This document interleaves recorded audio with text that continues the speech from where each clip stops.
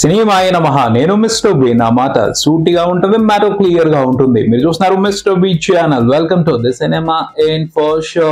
మళ్ళీ మొదలయ్యాయి సెలబ్రేషన్స్, మొదలయ్యాయి సందీప్ రెడ్డి వంగ సెలబ్రేషన్స్. అవి ఎలా, ఎందుకు అంటే ట్రాన్స్ బాబా ఎవరో కాదు, ట్రాన్స్ బాబా అంటే సందీప్ రెడ్డి వంగానే. అదేంటి ట్రాన్స్ బాబా అంటే? మనోడు గుద్దే ఎంటర్టైన్మెంట్ తీసుకెళ్లి ఆడియన్స్ ని ట్రాన్స్ ఎక్స్పీరియన్స్ లోనే పడేస్తుంది, అందుకనే ట్రాన్స్ బాబా అన్నమాట. ఆ బాబా latest film Animal re release అయ్యిందిగా. ఈ మధ్యన ప్రతి సినిమా 2 సార్లు రిలీజ్ అవుతుంది, ఒకసారి థియేటర్స్ లో, రెండోసారి ఇంట్లో, అదే ఓటీటీలో. యానిమల్ మూవీ డిసెంబర్ లో థియేటర్స్ లో రిలీజ్ అయ్యి మొన్న మధ్యన వరకు ఆడింది. ఇప్పుడు హోమ్ స్క్రీన్స్ లో రిలీజ్ అయ్యింది, నెట్ఫ్లిక్స్ థియేటర్ లో. అందుకనే మళ్ళీ సెలబ్రేషన్స్ మొదలు.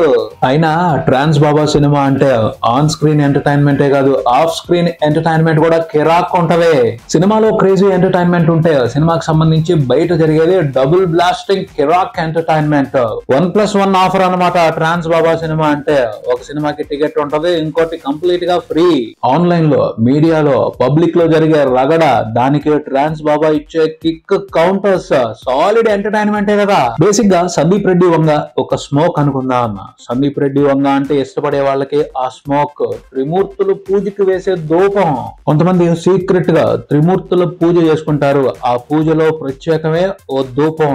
ఆ ధూపాన్ని ప్రత్యేకమైన పదార్థంతో వేస్తారు, దానిలో నుండి మత్తు వస్తది. సందీప్ రెడ్డి వంగ అంటే నచ్చని వాళ్ళకి మాత్రం ఆ స్మోక్ మిరపకాయల పొగ, గుంటూరు మిరపకాయల పొగ, ఎండు మిరపకాయల పొగ ఎఫెక్ట్ ఎలా ఉంటుందో తెలుసు కదా. మొత్తం అన్ని మండిపోతాయి. ఎప్పుడు సందీప్ రెడ్డి వంగ సినిమా రిలీజ్ అయినా ఈ స్మోక్ ఎఫెక్ట్ ఖచ్చితంగా ఉంటది. యానిమల్ మూవీ థియేటర్స్ లో ఉన్నన్నాళ్ళు ఆ జాతర గ్రాండ్ గా జరిగింది. ఇప్పుడు నెట్ఫ్లిక్స్ లో రీ రిలీజ్ అయిన తర్వాత ఆ స్మోక్ ఎఫెక్ట్ మళ్ళీ మొదలైంది. ఆ పొగ ప్రభావం అలాంటిది. పీల్చుకున్న తర్వాత ఏదో ఒక రియాక్షన్ ఖచ్చితంగా ఉంటది, పాజిటివ్ ఆర్ నెగిటివ్ ఏదైనా సరే రియాక్షన్ బయటకు వచ్చేయాల్సిందే, లోపల మాత్రం దాచుకోలేరు. అందుకనే సందీప్ రెడ్డి వంగ సినిమా రిలీజ్ అయిన తర్వాత జాతర జామ్ జామ్ గా జరుగుతానే ఉంటది. ఎవరు ఎంత గట్టిగా అరిచి గీపెట్టి గోల చేసినా నిండు చంద్రుడు ఒకవైపు, చుక్కలు ఒకవైపు. సందీప్ రెడ్డి వంగ కూడా అంతే. తను మ్యాడ్ జీనియస్, ఇది మనం చెప్తుంది కాదు, అతనితో పనిచేసిన ఎక్స్పర్ట్స్ సర్టిఫై చేస్తున్న మ్యాటర్. అందులో అతిశయోక్తి లేదు, ఎందుకంటే సందీప్ రెడ్డి వంగ థాట్ ప్రాసెస్ క్రేజీ ఉంటది. అతని ఆలోచనలు కూడా క్రేజీగా ఉంటాయి, క్రేజీ డెసిషన్స్ తీసుకుంటాడు. థ్రిల్లింగ్ క్రేజీ ఎంటర్టైన్మెంట్ ని గుద్ది పడేస్తాడు సినిమా చూపిస్తూ ఆడియన్స్ కి. అలాంటి ఎంటర్టైన్మెంట్ ఎవరంటే వాళ్ళు ఇవ్వలేరు.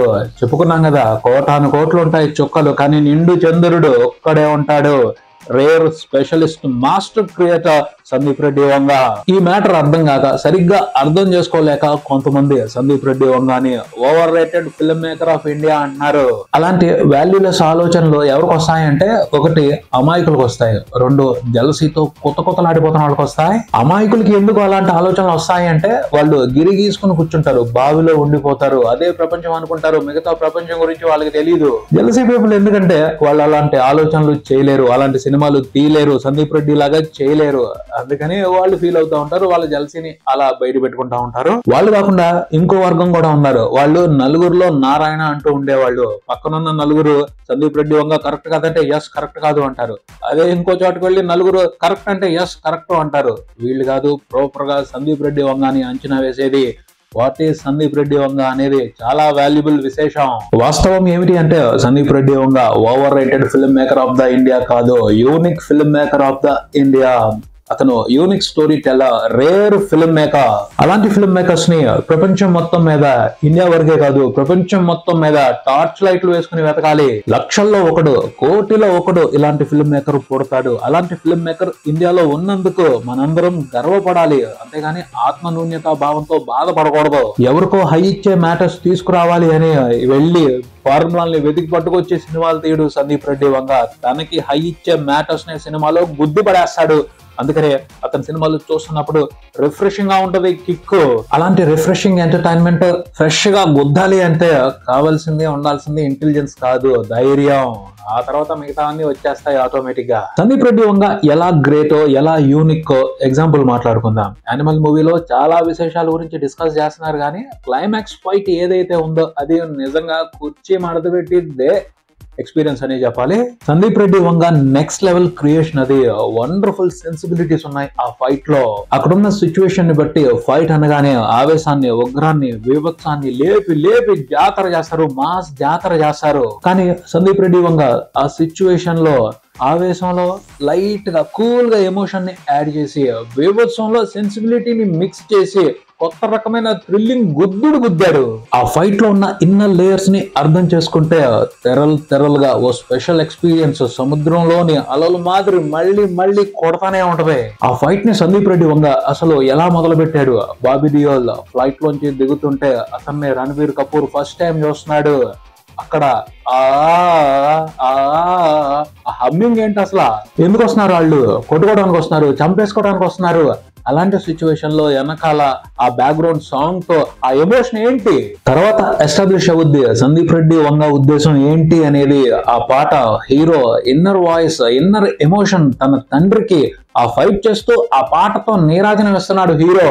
మామూలు సినిమాల్లో హీరోలు ఫైట్ చేస్తున్నప్పుడు ఫైట్ మీదే ఫోకస్ చేస్తారు, కానీ సందీప్ రెడ్డి వంగ హీరోలు డిఫరెంట్ గా ఉంటారు, డిఫరెంట్ గా ఆలోచిస్తారు. వెతుకుతున్న శత్రువు దొరికాడు, వాడిని కొడతా, నుజ్జుగా కొడతా, చచ్చేదాకా కొడతా అని ఫైట్ చేస్తూనే ఇంకో పక్క నాన్న నేనున్నంత వరకు నిన్ను ఎవరు ఏం చేయలేరు అని పాడుకుంటున్నాడు.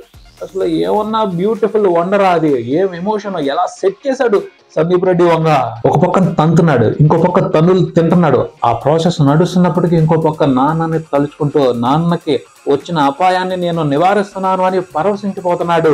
నీకేమైనా అయితే భూమిని బుగ్గి చేసేస్తా ఓ నాన్న అంటూ ఏమన్నా పాడుకుంటున్నాడు. అసలు విలన్ ని కొట్టేశాడు, చంపేశాడు. ఆ తర్వాత లిరిక్ పడుతుంది, నీ సావుని చంపేసిందే నీవు పంచిన నెత్తురే అని.